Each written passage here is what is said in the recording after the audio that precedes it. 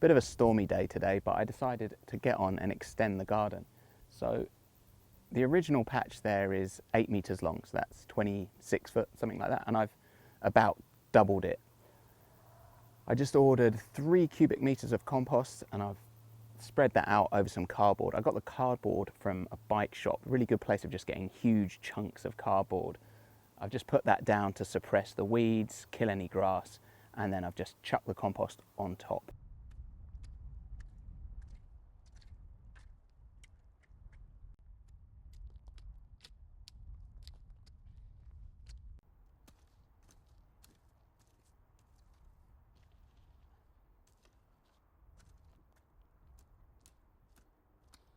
I always space these rows out at 120 centimeters or 48 inches.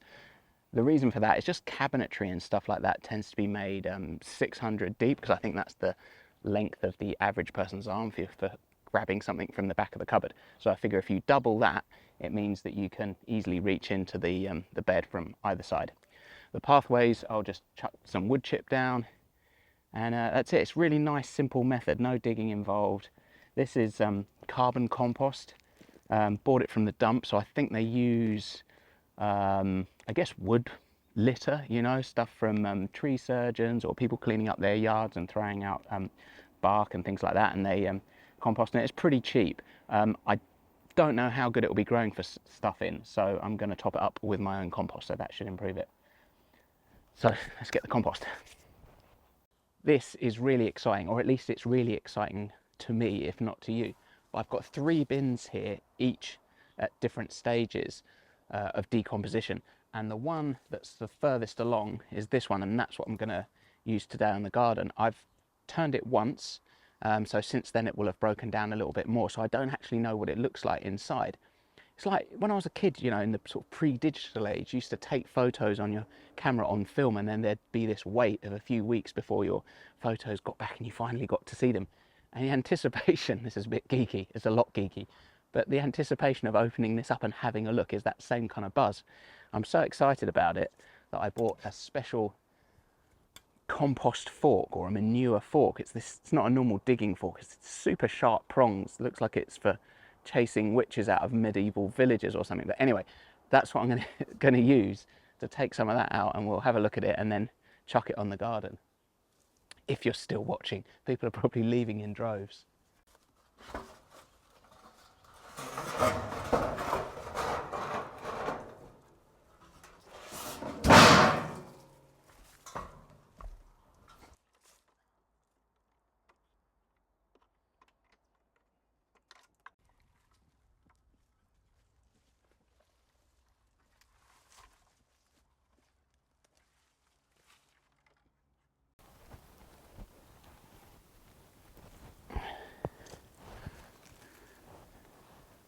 That is good. I'm pretty pleased with that. I'm really pleased with that. That looks amazing. There's a lot of twigs and stuff that haven't quite broken down, but that's okay. There's loads of good compost there. That's going to grow things really well, I would think.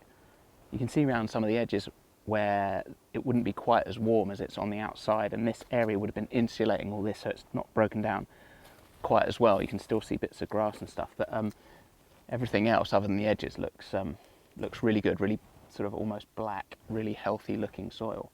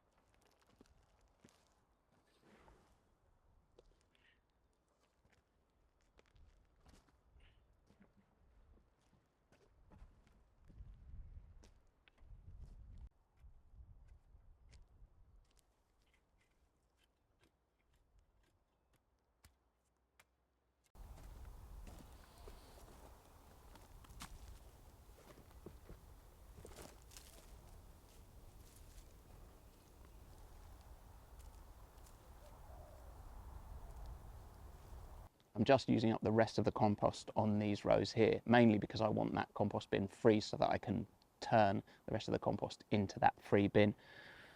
But this is looking all right. We've got, this is magenta, which is a type of spinach, seems to be doing quite well. I think as it's cooling down now, these plants are coming on, the lettuces are going really well. And then the sort of heat-loving stuff like the tomatoes and the sweet corn behind me sort of not doing quite so well as we come into autumn. But that's all good. It's all good. It's interesting to watch it all happen. It's quite a nice time of year when we've got both sorts of vegetables around. There's all the peas and the sort of winter veg, but we've still got the last of the summer veggies going on. So yeah, doing pretty good. This seems slightly incongruous to me. Broad beans growing next to basil. You know, the broad bean's more of a winter plant, and but the basil's, you know, basil's still doing well. We're in kind of mid-autumn now, but it's still warm, so the basil's holding on. I guess it probably won't last too much longer, and the broad beans are going to take over. They look like these things are shooting up. Probably plant a few more of those. This is another thing that's growing really well, rocket or arugula. I never had much success growing it in the past. I think maybe I was trying to grow it at the wrong time of year and it would just go straight to seed. But yeah, this sort of mid-autumn now, and this stuff is cranking, and we're eating a lot of it. It's growing really well. In fact, it's not just rocket. I think all lettuce plants seem to be doing really well right now. They didn't enjoy the summer too much, a bit too much sun, I think. But yeah, autumn definitely it's their season by the look of it.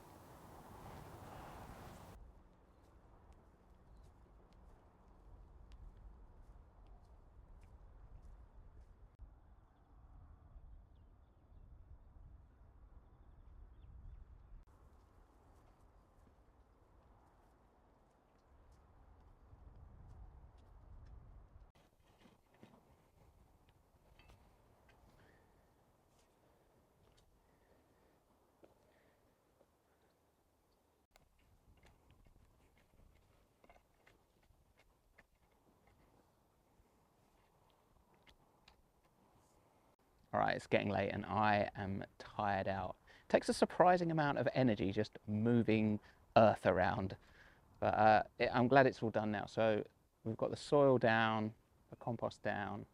Should be pretty decent growing, and it's kind of exciting for me because this is our first year of growing in this compost. So it'll be really good to see whether it makes a difference, whether the stuff that I've made is any better from the stuff that we just buy from the dump, which is, you know, the kind of kitchen waste of everybody that lives around here.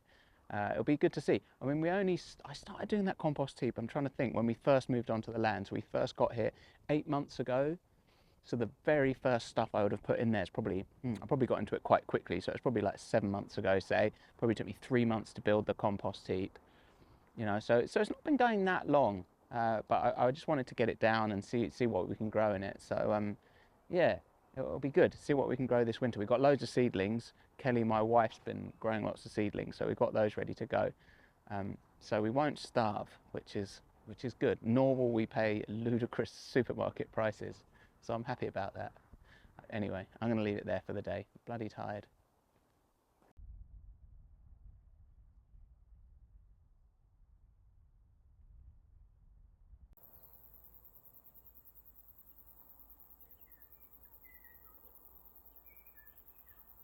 You remember that 80s movie, Gremlins?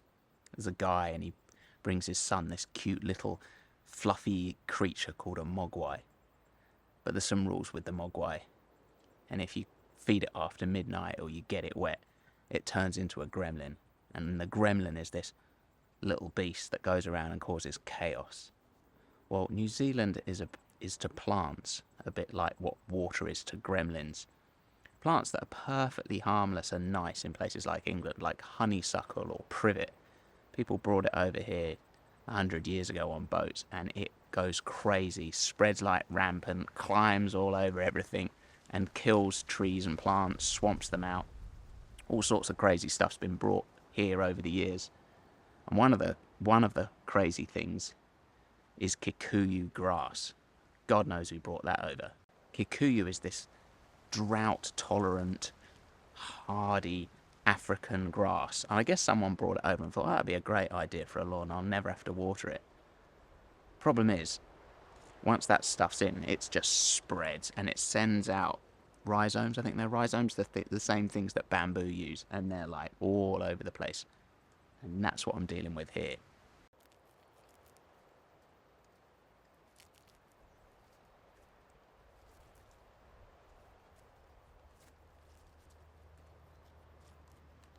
So this is kikuyu, perfectly innocent looking piece of grass here. It sends out its roots. There's the rhizome. Keeps going, keeps going, keeps going. More grass, keeps going, keeps going. It's probably about 2.5 meters of from one little bit of grass. The problem is that when you're trying to dig it out somewhere like an area like this where you're planting trees, it's pretty easy for these to send in a rhizome, even if it's all covered, and then the whole lot just becomes grass, and it grows pretty well. So it's an ongoing battle.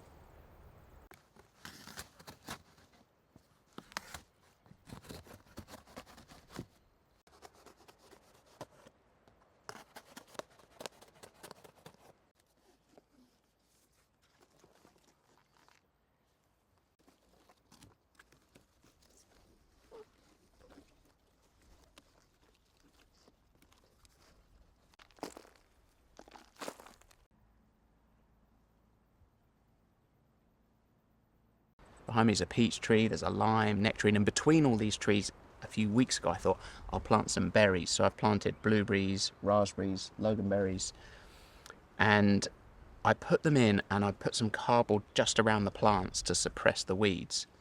Any area that I missed and I didn't put cardboard on, already just after a few weeks, we've now got kikuyu grass and weeds starting to creep up. I hate weeding, it's such a waste of time. And so rather than just keep endlessly pulling them out, I thought I'll do it properly. I'm cleaning that area out, taking out the weeds, and then putting down cardboard. I like cardboard, it's great. Just a free resource.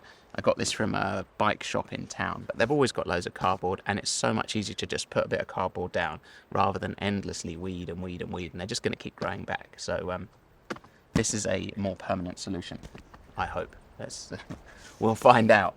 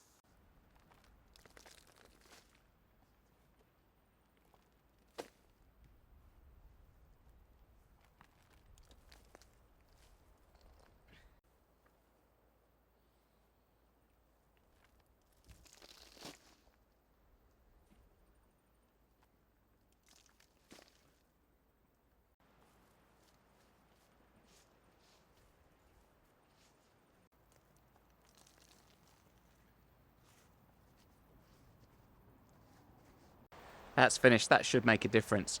This soil's not that great. It's all backfill. A lot of clay, and the soil down on this side of the bank's lovely. It's really nice, rich, volcanic soil. And this is just what builders have put in from some project from years ago, I would think. It's all just clay, not particularly great. But by putting that mulch down, already you can see from the mulch I put down a few months ago, it's starting to break down and rot, and it's it's black, it's got worms in it, it's looking healthy. So that's going to create a good soil structure. So I think those plants are going to be pretty happy there.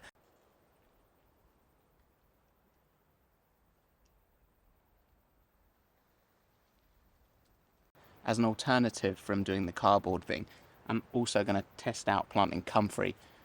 Comfrey's awesome. It has really long roots, brings up nitrogen from the ground, sucks that up from deep down, and then you can just chop it off periodically and lay it on there as a mulch. And the good thing about it is when it gets quite big, it just shades out all of the grass and the weeds anyway, so it tends to take over. So we'll give this a go as well, and then we can check back and see what's working better. This is probably the easier method actually, but let's find out.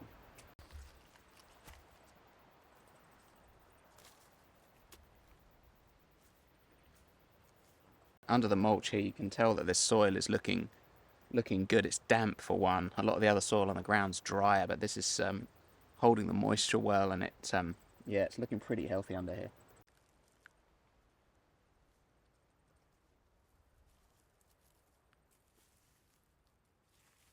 I'm pretty sure all this white you can see down here is mycelium, which is a really good sign just because that's a kind of fungal network. So if that's stretching out into the soil, you know that the soil is decent quality.